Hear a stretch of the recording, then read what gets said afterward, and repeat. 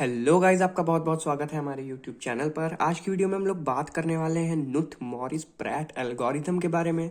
ये बेसिकली हमारी string matching algorithm का सेकंड मेथड है। ठीक है, पहला मेथड नेव एल्गोरिथम हम लोगों ने ऑलरेडी डिस्कस कर रखा है। अगर आपने नहीं देखा है तो प्लेलिस्ट का लिंक डिस्क्रिप्शन बॉक्स में है, आप जाके देख सकते हो। उसके अलावा नुथ मॉरिस प्रैट एल्गोरिथम एक काफ़ी अच्छी एल्गोरिथम है, प्लस इसकी कॉम्प्लेक्सिटी भी काफ़ी अच्छी होती है। ठीक है, इसलिए हम इसको यूज़ करते हैं। इसमें क्या होता है, एक हमारा प्रीफिक्स फंक्शन होता है जिसको हम पाई बोलते हैं। ठीक है, वो हमारा पैटर्न के लिए यूज होता है, और हमारा पैटर्न को स्ट्रिंग में मैच कराने के लिए हम डायरेक्टली केएमपी एल्गोरिथम का यूज करते हैं। ठीक है, इसका तरीका क्या है, किस तरीके से इसको यूज करना है, एल्गोरिथम क्या है, कैसे काम करती है, सब कुछ अभी हम लोग इस वीडियो में डिस्कस कर लेंगे। एकेटीयू 2017, 18, 19, 20, 21, 22 में क्वेश्चन पूछा गया है। इंपॉर्टेंट क्वेश्चन है, जब भी आया है 10 मार्क्स में आया है, और आएगा तो 10 मार्क्स के अंडर ही आएगा। सो ध्यान से समझ लेना कि क्या है क्वेश्चन, कैसे काम होता है, क्या चीज़ कैसे करनी है। सबसे पहले हम लोग बात करेंगे प्रीफिक्स फंक्शन के बारे में। उसकी एल्गोरिथम है, छोटी सी एल्गोरिथम है, 4 स्टेप की। देखने में थोड़ी सी कंफ्यूजिंग ज़रूर है ये एल्गोरिथम, बट टिपिकल नहीं है, इजी है। अगर आप समझोगे चीज़ों को तो आपको आसानी से समझ में आ जाएगी। ठीक है, क्वेश्चन क्या है, हमें compute prefix function pi for this pattern, also find P, यानी कि ये पैटर्न हमें फाइंड करना है इन स्ट्रिंग एस, इस स्ट्रिंग एस में, यूजिंग के एम पी एल्गोरिथम। ठीक है, ये हमारा क्वेश्चन है। सॉल्व करने का सबसे पहले तो हम लोग ये चीज़ देखेंगे कि प्रीफिक्स फंक्शन के लिए कैसे हम टेबल, पाई टेबल कैसे बनाते हैं बेसिकली, और क्या उसका एल्गोरिदम होता है। क्योंकि केएमपी एल्गोरिथम से रिलेटेड जितने भी क्वेश्चन अभी तक पूछे गए हैं एग्जाम्स में, उनमें मैक्सिमम टाइम आपसे प्रीफिक्स फंक्शन ही पूछा गया है। ठीक है, सो सबसे पहले देखेंगे प्रीफिक्स फंक्शन से कैसे हम लोग पाई टेबल बनाते हैं। उससे पहले मैं एक शॉर्टकट तरीका बता देता हूँ आपको पाई टेबल बनाने का। ठीक है, सो यहाँ पे आप लोग को ये टेबल दिख रही है। ठीक है, इस तरीके से हमें टेबल बना लेनी है। टेबल पी आई का मतलब क्या है, पी आई का मतलब है कि ये जो पैटर्न है हमारा, इसकी इंडेक्स नंबर। ठीक है, तो इंडेक्स नंबर तो हम डायरेक्टली 1 2 3 4 5 6 अलॉट कर देते हैं। ठीक है, अब पाई आई निकालना, यही हमको देखना है, यही हमारा प्रीफिक्स फंक्शन होता है कि कैसे हम पाई आई कैलकुलेट करते हैं। ठीक है, पाई आई कैसे कैलकुलेट करना है, कुछ नहीं करना, पहले वाले को तो जीरो दे दो। ठीक है, दे ही दो जीरो, क्योंकि कोई ऑप्शन है ही नहीं जीरो के अलावा। सेकंड पे आ रहा है, चेक करो क्या सेकंड वाला इसके पहले कहीं पे आया है, तो इस सेकंड वाला पहले नहीं आया है, तो ये भी जीरो हो गया। थर्ड वाला पहले आया है वन, वन इंडेक्स पे। ठीक है, तो यहाँ पे वन दे दिया। सी पहले कहीं नहीं आया है तो जीरो दे दिया। ए पहली बार में आया है वन इंडेक्स पे तो वन दे दिया। बी आया है सेकंड इंडेक्स पे तो टू दे दिया। ये होती है हमारी पाई टेबल, यही है हमारा प्रीफिक्स फंक्शन। ठीक है, इतना चीज समझ आ गई। अब देखो क्या करना है, अब इसी चीज को, बस इसी चीज को इवेलुएट करना है हमें एल्गोरिदम के थ्रू। ठीक है, ये तो मैंने शॉर्टकट तरीका बता दिया, आप एग्जाम में आंसर मैच कर सकते हो ऐसे, बट डायरेक्टली ऐसे मत लिख के आना, मार्क्स कट सकते हैं अगर आपने एल्गोरिथम नहीं लिखी तो। क्योंकि ये इतने के तो आपको 10 नंबर नहीं मिलेंगे, ये आप भी बहुत अच्छे से जानते हो। तो एल्गोरिथम ध्यान से समझ लो, बहुत ईजी एल्गोरिथम है, कुछ भी कॉम्प्लेक्स नहीं है वो, बट एक बार आप लोग करके देख लेना खुद से, ताकि आपको अच्छे से समझ आ जाए। ठीक है, सो ये है हमारी एल्गोरिथम, जिसमें सबसे पहला स्टेप हमारा क्या होता है, हमें लेट करना है, यानी कि हमें सपोज करना है m is equals to length of p।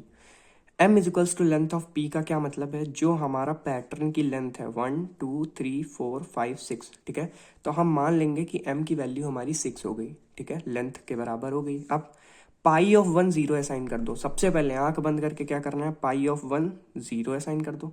ठीक है, k is equals to zero का मतलब है k हमारा एक वेरिएबल है जो हमने यूज करना है अभी आगे सॉल्व करते टाइम, तो हम k को जीरो असाइन कर देते हैं। ठीक है, अब क्या करेंगे हम, अब हम एक लूप चलाएंगे, फॉर लूप, जो कि होगा हमारा q, और q चलेगा 2 से लेके m तक। मतलब कि 2 ये इंडेक्स है, तो सबसे पहले तो q यहाँ बैठा दो, आ गया 2 पे।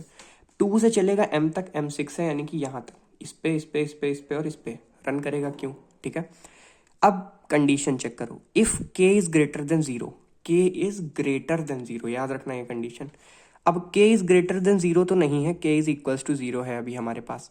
तो अगर k is greater than zero नहीं है तो एंड कंडीशन चलाने का कोई मतलब नहीं है, इस कंडीशन को चेक करने का। क्यों नहीं है, क्योंकि यहाँ पे एंड लगा है। अगर ये कंडीशन ही फॉल्स हो गई तो इस लूप में तो चलेगा ही नहीं है। ठीक है, तो अगले पे आते हैं। If P K plus one is equals to P Q, P K plus one कितना हुआ, के जीरो है, के प्लस वन हुआ P of one. P of one कितना है, पी ऑफ वन है ए। अगर ये इक्वल टू है पी ऑफ क्यू के, यानी क्यू कितना है 2, पी ऑफ 2 के इक्वल है, मतलब अगर ए इक्वल है बी के। ठीक है, ध्यान से समझना। k प्लस वन, के हमारा 0 है तो ये p1 हो गया, ठीक है। p1 की value a equal to p Q की वैल्यू 2, तो p2 क्या हो गया b। a equal to b, अगर a इक्वल टू b है तब k equal k plus one करेंगे, अगर ऐसा नहीं है तो क्या करेंगे, mark pi Q equals to k।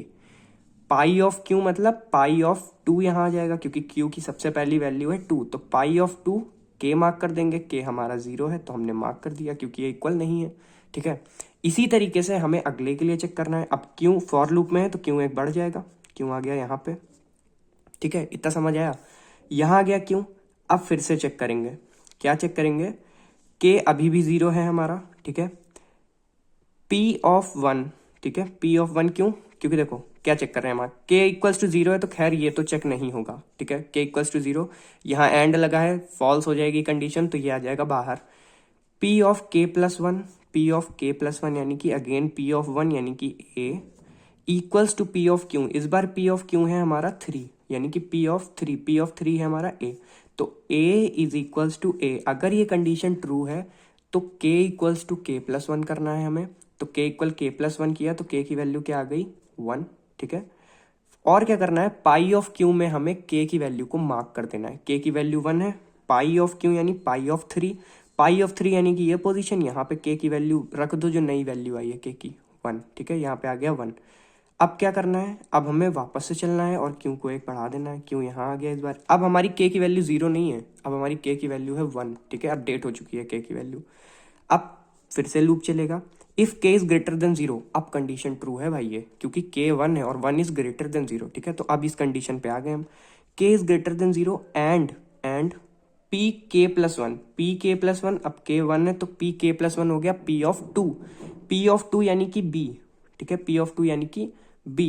If B is not equals to P of Q, P of Q अब क्या है 4, if B is not equal to C, ठीक है, जो कि कंडीशन सही है। ये तो कंडीशन सही हो गई ना कि b is not equal to C, ठीक है, तो फिर ये वाला एग्जीक्यूट होगा। k is equals to pi of K हमारा 1 है, पाई ऑफ 1 है 0, यानी k की अब नई वैल्यू अपडेट होके क्या हो गई 0, यानी कि ये फिर से क्या हो गई 0। और यहाँ पे क्या आ गया हमारा, pi of Q equal to K, अब नई अपडेटेड वैल्यू जो k की है वो इसमें आ गई, ठीक है। ये समझने वाला पॉइंट है। अगर ये इतना समझ गए कि यहाँ से लेके यहाँ तक के बीच में क्या हो रहा है, तो कुछ नहीं है, पूरा समझ जाओगे क्या कैसे करना है, ठीक है। फिर से देखते हैं, यहाँ के लिए देखते हैं, ठीक है। अब क्या करेंगे, क्यू की वैल्यू इंक्रीमेंट हुई, क्यू हो गया 5 हमारा, ठीक है, क्यू हो गया 5। आ जाओ अंदर, K is greater than 0, condition false क्योंकि के 0 हो चुका है वापस से अपडेट होके, तो ठीक है, नीचे वाली चेक करते हैं। If P K plus one is equals to P Q, K plus one 1 A से मैच करेंगे, ठीक है, equals to P of Q, P of Q P of 5 A is equals to A, condition true, K equal K plus one, K फिर से 1 हो गया, ये गायब, के इज इक्वल्स टू 1 हो गया, के 1 हो गया, pi of Q is equals to K, mark कर दो, pi of Q pi of 5, mark कर दिया, के 1 है हमारा अभी अपडेट होके, ठीक है। फिर से जाएंगे ऊपर और क्यू की वैल्यू करेंगे एक और आगे, यहाँ के लिए चेक करेंगे, क्यू ऑफ 6 हो गया, ठीक है हमारा, तो m हो गया, एक्चुअली क्यू की वैल्यू m हो गई, यानी कि ये लास्ट वैल्यू है हमारी क्यू की, ठीक है। If k greater than 0, k is equals to 1, 1 is greater than 0, ठीक है, ये कंडीशन ट्रू है। एंड p k प्लस 1 यानी कि p ऑफ 2 यानी कि ये is not equals to p of q, is not equal to p of q, ठीक है, b is not equal to b, ये तो कंडीशन फॉल्स हो गई भाई, b और b तो इक्वल है, तो अब इक्वल है तो इन दोनों में से अगर एक कंडीशन भी फॉल्स हुई तो ये वाला नीचे आ जाएगा, नीचे वाली कंडीशन चेक करेगा, ठीक है। नीचे वाली कंडीशन चेक करेंगे हम लोग, तो क्या करेंगे, p of k plus one, फिर से k 1 है, 1 प्लस 1, p ऑफ 2 यानी कि b is equals to p of q, मतलब कि b is equals to b। अब ये तो सही हो गई कंडीशन, ये कंडीशन सही हो गई, तो b is equals to b के केस में k equals to k plus 1 करेंगे, यानी k की वैल्यू 2 कर देंगे, और पाई ऑफ क्यू यानी पाई ऑफ 6 क्या मार्क कर देंगे, के हमारा 2 है तो 2 मार्क कर दिया हमने, ठीक है। m के बराबर हो गई, लूप खत्म हो चुका है हमारा, पाई हमारा रिटर्न हो जाएगा। लास्ट स्टेप यही है हमारा कि रिटर्न पाई रिटर्न कर देंगे, यानी पाई की वैल्यू हमारी ये है तो ये रिटर्न हो जाएगी, यही हमारा आंसर होगा। तो आई होप एल्गोरिथम ये वाली तो समझ आ गई होगी आप लोगों को, ठीक है। मैंने एकदम धीरे धीरे समझाया, जितना धीरे मैं समझा सकता था। आप लोग एक बार इस एल्गोरिथम को लिख के और किसी और पैटर्न पे अप्लाई करके ज़रूर देख लेना, ताकि एग्ज़ाम के टाइम आपको कन्फ्यूज़न ना हो, ठीक है। लिख लोगे तो एग्ज़ाम में कन्फ्यूज़न नहीं होगी, ओके। इसके बाद हमें क्या करना है, इसके बाद हमसे क्वेश्चन में कहा गया है प्रीफिक्स फंक्शन तो हमने फाइंड कर लिया, यही हमारा प्रीफिक्स फंक्शन है। Also find P in string S, हमें इस स्ट्रिंग में हमें ये पैटर्न फाइंड करना है, ठीक है। तो ऐसे तो हमें दिख रहा है, आप कहोगे ये तो दिख रहा है A B A C A B, A B A C A B, यहीं पे है ये पैटर्न, ठीक है। तो हम लोग लिख देंगे, लिख तो दोगे बट हमको केएमपी एल्गोरिथम के थ्रू सॉल्व करना है, तो हमें पहले पता होना चाहिए केएमपी एल्गोरिथम क्या होती है, केएमपी एल्गोरिथम किस तरीके से हम डिफाइन करते हैं, हम उसके अकॉर्डिंग देखेंगे कि कैसे मैचिंग होती है। बहुत इजी है यार, वो तो इससे भी ज़्यादा इजी है, अभी वो समझ में आ जाएगी तुरंत जैसे ही बताऊंगा, बस वीडियो देखते रहो, ठीक है। तो चलते हैं, देखते हैं केएमपी एल्गोरिथम से कैसे सॉल्व करा जाएगा इसको, ठीक है। तो अब हम लोग बात करेंगे केएमपी एल्गोरिथम किस तरीके से यूज़ करते हैं, क्या एल्गोरिथम होती है यार। बहुत ईजी एल्गोरिथम है, इसमें कुछ भी है नहीं, ठीक है। तो सबसे पहले हम क्या करेंगे, लेंथ ऑफ एस हम ले लेंगे एन, और लेंथ ऑफ पी जैसे हमने पिछली बार लिया था एम, उसी तरीके से ये एम ही रहेगा, ठीक है। तो यहाँ पे स्पेस थी नहीं और अभी इसको ऊपर करना पड़ता, क्योंकि एल्गोरिदम थोड़ी सी लंदी है, थोड़ी सी लंदी मतलब 6 स्टेप हैं इसमें, बहुत ज़्यादा लंदी भी नहीं है, इतने छोटे छोटे स्टेप्स ही हैं, तो इसलिए हम लोगों ने अलग से बना लिया है, ठीक है, एस और पी, ठीक है। पी हम ऑलरेडी कैलकुलेट कर चुके हैं, मैं आपको बता चुका हूँ पी की कैसे आई थी हमारी पाई की वैल्यूज़ और कैसे इसकी इंडेक्सिंग हुई है। यहाँ पे बस इंडेक्सिंग की है मैंने 1 2 3 4 5 6 7 8 अप टू 10, ठीक है, और यहाँ पे कुछ नहीं किया हमने। इसके बाद क्या करना है हमको, एस लेंथ ऑफ एस हमने मान ली एन है हमारी, यानी कि एन की वैल्यू क्या हो गई 10, और एम की वैल्यू क्या हो गई हमारी 6, ठीक है। अब क्या करना है, आई चलेगा हमारा 1 से लेके एन तक, मतलब जो आई है वो हमारा कहाँ चलेगा, आई हमारा चलेगा यहाँ में एस में, ठीक है। आई यहाँ से शुरू होगा और 10 तक जाएगा, और जे हमारा 0 से एम तक, यानी कि यहाँ से शुरू होगा जे, यहाँ पे 0 कर दो, यहाँ से जे शुरू होगा और एम तक जाएगा, ठीक है। अब 0 पे कोई वैल्यूज़ नहीं है, ठीक है, ना कोई अल्फ़ाबेट है यहाँ पे पैटर्न का, और ना ही पाई की कोई वैल्यू है, ठीक है। ये अलग से एक एम्प्टी वैल्यू है, एम्प्टी इंडेक्स है, ठीक है। अब इसके बाद क्या करते हैं हम, एस ऑफ आई, ठीक है, एस ऑफ आई यानी कि ये, ठीक है, सबसे पहले ये उठाया, equal equal P of J plus one, P of J plus one से कंपेयर करेंगे, यानी इससे, जे यहाँ है तो इससे कंपेयर करेंगे। अगर ये दोनों इक्वल है, ए यहाँ है ए यहाँ है, ठीक है, इक्वल है, तो I is equals to I plus one हो जाएगा, आई यहाँ आ गया, और J is equals to J plus one हो जाएगा, जे यहाँ आ गया, ठीक है। छोटा हो गया क्या, दिख नहीं रहा, यहाँ पे कर देते हैं, जे यहाँ आ गया, ठीक है। अगर ऐसा नहीं होता तो एल्स में जाते, अब ये हो गया है तो हम एल्स में नहीं जाएंगे, ठीक है। अब नीचे आते हैं, कहाँ जाएंगे अब हम, कहीं नहीं जाएंगे, फिर से इसी कंडीशन को चेक करेंगे, ठीक है।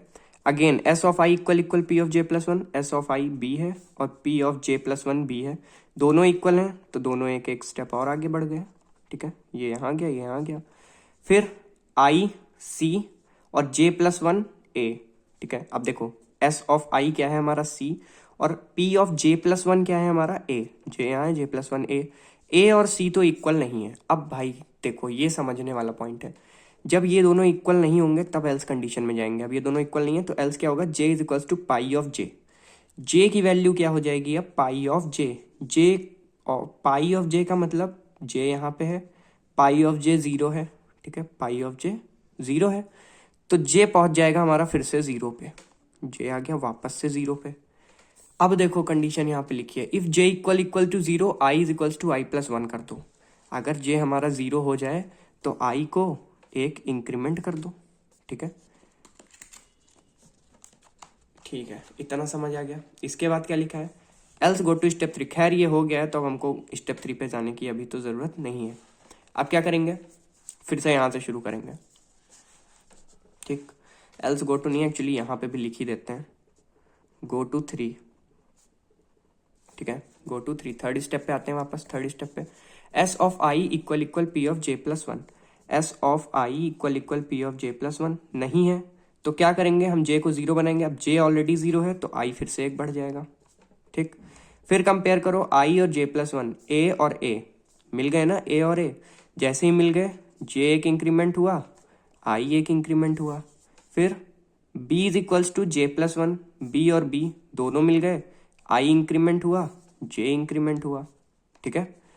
अब जे प्लस वन ए और आई ए, फिर से मिल गए। तो आई इंक्रीमेंट हुआ, जे इंक्रीमेंट हुआ, जे प्लस वन सी और आई भी हमारा सी, दोनों मिल गए। फिर से दोनों इंक्रीमेंट कर दो, आई यहाँ पे आ गया और जे हमारा यहाँ पे आ गया। फिर j is equals to i, sorry j plus one is equals to i निकालना है। J plus one is equals to i होना चाहिए। जे प्लस वन कितना है? ए, ठीक है, ए है और आई पे भी हमारा ए है, तो फिर से एक एक इंक्रीमेंट, ठीक है। आई पे बी आया, एस ऑफ आई पे बी आया और पी जे प्लस वन पे क्या आया? बी, दोनों बी आ गए तो दोनों इंक्रीमेंट हो जाएंगे। अब जे इंक्रीमेंट होके यहाँ गया, बट आई इंक्रीमेंट होके कहाँ जाएगा? आगे थोड़ी जाएगा, यहीं पे रुका है आई। तो इसका मतलब क्या है, अब जब ये चीज़ें हो गई तब हमारा आएगा अगला स्टेप, ठीक है। स्टेप वाइज देखते जाओ, ऐसे मैं बोलता रहूंगा तो समझ नहीं आएगा। अगला स्टेप क्या है? Now if J is equal to M, जैसे ही जे एम के बराबर हुआ, जे इंक्रीमेंट हुआ, जे एम के बराबर हो गया, जे की वैल्यू 6 हो गई, ठीक है, एम की वैल्यू 6 थी, तब क्या होगा? Print found pattern after i minus m. I की वैल्यू यहाँ पे कितनी है? आई की वैल्यू यहाँ पे है 10, ठीक है, 10 है आई की वैल्यू। तो 10 माइनस एम, एम कितना है? 6, 10 माइनस 6 यानी कि 4, यानी कि फोर्थ इंडेक्स पे जो भी एलिमेंट है इसमें, ठीक है, एस वाली स्ट्रिंग में, फोर्थ इंडेक्स पे डी है हमारा, ठीक है, डी है फोर्थ इंडेक्स पे। डी के बाद पैटर्न हमें मिल गया, ये हमने यहाँ पे प्रिंट करा देना है कि डी के बाद हमको पैटर्न मिल गया। देखो, ए B A C A B, ठीक है, A B A C A B, ये पैटर्न मिल गया। अब कोई भी स्ट्रिंग हो, कोई भी आपको पैटर्न गिवन हो, सेम इस एल्गोरिथम को आपको अप्लाई करना है और इस एल्गोरिथम को अप्लाई करते ही आपको सॉल्यूशन मिल जाएगा। पहला स्टेप बहुत इजी, कुछ नहीं है, एनएम मान लो, लेंथ खाली। इसके बाद जितनी लेंथ मानी, आई चला दो, जे चला दो, एक पे आई लूप चला दो, एक पे जे, दोनों के एक एक करके कंपेयर कराते जाओ, आई को कंपेयर कराते जाओ, जे प्लस वन को कंपेयर कराते जाओ, ठीक है। अगर कंडीशन फॉल्स हो जाए तो पाई ऑफ जे, जो भी पाई टेबल में हमारी वैल्यू है, ठीक है, उस इंडेक्स पे जंप कर जाओ। अगर जे इक्वल टू 0 मिल गया हमें, जैसे कि हमने यहां से जब जंप किया था, यहाँ पे पाई ऑफ जे 0 था तो हम 0 पे पहुंच गए थे। अगर हम यहां से जंप करते तो 1 इंडेक्स पे जाते ना, यहाँ 0 नहीं मिलता तो क्या करते? स्टेप 3 पे जाते, ठीक है, और वहां से वापस से चेक करते। अगर मिल गया है, ठीक है, अगर 0 मिल गया है हमको, ठीक है, 0 मिल गया है तो भी हम स्टेप 3 पे जाएंगे, मतलब स्टेप 3 पे तो जाना ही है, ठीक है, चाहे आपको जे की वैल्यू 0 मिले या चाहे जो मिले। 0 नहीं मिल रही है तब भी स्टेप 3 पे जाओ, अगर 0 मिल रही है तब भी स्टेप 3 पे जाओ। 0 नहीं मिलने पे स्टेप 3 पे इसलिए जाना है ताकि अगर ये उसके बावजूद न मैच करे तो फिर हम इसके पाइप पे जंप करेंगे और इसकी हेल्प से हम 0 पहुंच जाएंगे, ठीक है। मतलब 0 पहुंच जाएगा, उसके बाद ही वहां पे स्किप होना स्टार्ट होगा। ऐसा हो सकता है कई सारे केसेस में, 99% केसेस में ऐसा हो सकता है, ठीक है। कंफ्यूज होने की ज़रूरत नहीं है, थोड़ी सी कंफ्यूजिंग है, समझ रहा हूँ मैं, KMP is a bit confusing algorithm, but exam में ये प्रॉपर 10 मार्क्स का क्वेश्चन आएगा, तो अच्छे से पढ़ के जाइएगा please. And all the very best for the exams. I hope आपको वीडियो समझ आ गई होगी, किस तरीके से KMP एल्गोरिथम का हम लोग यूज़ करते हैं स्ट्रिंग मैचिंग के लिए, वो चीज़ें क्लियर हो गई होंगी। एंड कोई भी डाउट हो तो आप कमेंट सेक्शन में मेंशन कर सकते हो। इसके बाद हम लोग देखेंगे अगली एल्गोरिथम, जो कि हमारी रैबिन कार्प एल्गोरिथम होगी, वो जैसे ही रिकॉर्ड हो जाएगी मैं अपलोड कर दूंगा। टिल देन, वीडियो अच्छी लगी हो तो वीडियो को लाइक कर देना, चैनल पे नए हो तो सब्सक्राइब कर देना, प्लेलिस्ट का लिंक डिस्क्रिप्शन बॉक्स में है, जाके विजिट कर सकते हो आप लोग। Thank you so much for watching the video.